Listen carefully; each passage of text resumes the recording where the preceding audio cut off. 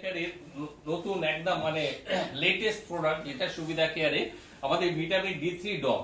Vitamin D3 drop মার্কেটে vitamin D3 capsule tablet total available আছে, কিন্তু ড্রপ স্প্রে আকারে কিন্তু মার্কেটে অ্যাভেলেবল খুব কম, মানে নেই বললেই চলে আর কি।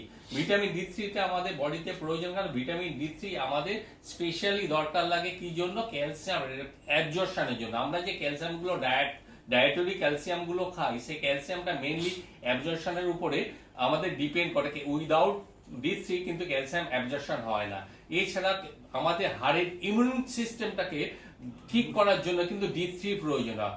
Auto immune disease like rheumatoid arthritis auto immune disease, সেখানে কিন্তু এই জার্মগুলো কিন্তু হাড়ের যে ক্ষোভগুলো থাকে সেই ক্ষোভগুলোতে হাড়গুলোকে কিন্তু ডিস্ট্রয় করে দেয়। একমাত্র ভিটামিন ডি3 আছে যে কিনা ওই অটো ইমিউন ডিজিজটাকে প্রিভেন্ট করতে পারে, হাড়টাকে প্রিভেন্ট করতে পারে। আদার্স অন্য কোনো প্রোডাক্ট কিন্তু পারে না ওই জায়গাটা ঠিক করতে। এছাড়া অস্টিওপোরোসিস, অস্টিও আর্থ্রাইটিস ক্ষেত্রে কিন্তু ডি3 বিশাল একটা রোল আছে, যেখানে হাড়কে বোনকে strengthen of the bone vitamin D three very much required সেই জায়গাটা। আর একটা মেন হচ্ছে যে ডি3টা কেন আমাদের প্রয়োজন হয়, বিশেষ করে দেখা যাচ্ছে যে আমাদের যেখানে আফটার মেনোপজ আমাদের মহিলাদের যেখানে কি হয়, মহিলাদের আমাদের মানে যতক্ষণ আমাদের সাইকেল স্টার্ট আছে, সেই সাইকেলটা যতক্ষণ স্টার্ট আছে ততক্ষণ কিন্তু একটা হরমোন ইস্ট্রোজেন আর প্রজেস্টেরন হরমোন সিক্রেশন হয়।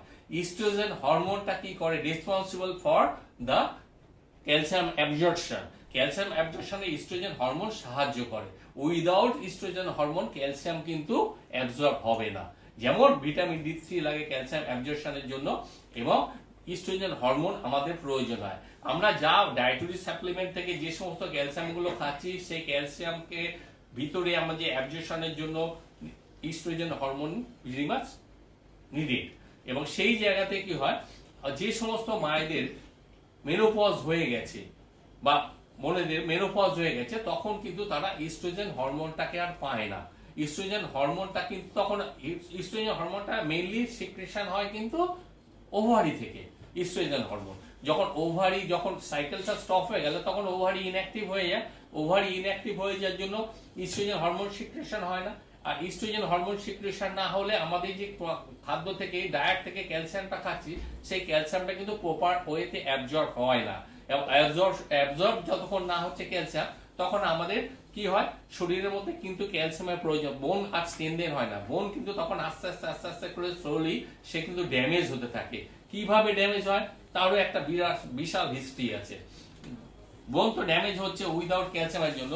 এবং কি আমাদের শরীরের মধ্যে আমাদের যে ব্লাডে মিনারেলস, ক্যালসিয়াম, সল্ট যা যা আছে, ব্লাড যেগুলো দিয়ে কেমিক্যাল দিয়ে মানে কম্পোনেন্ট দিয়ে ব্লাড আমাদের তৈরি, ব্লাড কিন্তু তার নিজস্ব গতিতে তার আমাদের শরীরকে মেনটেন করে যায়। সে কিন্তু কোনো কম্পোনেন্ট যা কম পড়বে তা কিন্তু শরীরের আদার্স পার্ট থেকে সে কিন্তু কালেক্ট করবে। কাউকে কোনো কিছু বলার দরকার নেই, সে তার নিয়ে নেবে। তার নিজের সার্কুলেশনের প্রয়োজন, শরীরকে মেনটেন করার জন্য, বডি স্ট্রাকচারকে মেনটেন করার জন্য। এই ক্যালসিয়ামটা 10% অফ দা ব্লাড লেভেলে, আমাদের 10% ক্যালসিয়াম কিন্তু মেনটেন হয়। ব্লাড লেভেল মেনটেন করে 10% ক্যালসিয়াম। এবার ক্যালসিয়াম আমাদের শরীরের মধ্যে কিন্তু আর প্রোডাকশন হচ্ছে না, বিশেষ করে আফটার মেনোপজ যে সমস্ত ফিমেল আছে, এবার মেনটেন হচ্ছে না ক্যালসিয়ামটা। ক্যালসিয়ামটা মেনটেন না হলে তখন ব্লাড তো তার শরীরকে মেনটেন করার জন্য ক্যালসিয়ামের প্রয়োজন। সে তখন কি calcium to collect the calcium, সে বোন ম্যারোতে, বোন কম্পার্টমেন্টে আমাদের যে সমস্ত ক্যালসিয়াম গুলো ডিপোজিটেড ক্যালসিয়াম বলা হয় আর আমাদের বোন কম্পার্টমেন্টে, সমস্ত শরীরের মধ্যে বোন কম্পার্টমেন্টে ডিপোজিটেড ক্যালসিয়াম থাকে। সেই ডিপোজিটেড ক্যালসিয়াম যেটাকে বোন ম্যারো বলা হয়, আমরা বাংলায় বলি বোন ম্যারো, সেই বোন ম্যারো গুলো হচ্ছে ক্যালসিয়াম, ডিপোজিটেড ক্যালসিয়াম। সেই ডিপোজিটেড ক্যালসিয়ামটাকে কিন্তু ব্লাড প্রতিদিন তার ডেফিসিয়েন্সিটাকে মেকআপ করার জন্য কিন্তু ডায়েট থেকে যখন পাচ্ছে না, সেই ডেফিসিয়েন্সিটাকে মেকআপ করার জন্য বোন ম্যারো থেকে সে কালেক্ট করতে থাকে সেই ডিপোজিটেড ক্যালসিয়ামটাকে, নিয়ে তার শরীরটাকে মেনটেন করতে, ব্লাড লেভেলটাকে সে মেনটেন করে আর কি। এটা রেগুলার ন্যাচারাল সিস্টেম, এটা বডির হচ্ছে ন্যাচারাল সিস্টেম। এবার এই ন্যাচারাল সিস্টেমে বডি যখন তার ডিপোজিটেড ক্যালসিয়াম আমাদের বোন মানে ম্যারো থেকে নিতে থাকছে, তো বোন ম্যারো আস্তে আস্তে বোনগুলো উইক হয়ে যাচ্ছে। এই বোনগুলো যে উইক হয়ে যাচ্ছে, তখন আমাদের কি হয়, ক্যালসিয়ামের দরকার পড়ে যায়, তখন ভিটামিন D3 তার দরকার পড়ে যায়। উইদাউট ভিটামিন D3 কিন্তু আবার ভিটামিন D3 সেই সময়টা গিয়ে ক্যালসিয়াম অ্যাবজর্পশনে কিন্তু মায়েদের এবং আমাদের ছেলেদের অনেক সময় কি হেল্প করে আর কি ভিটামিন D3 টা।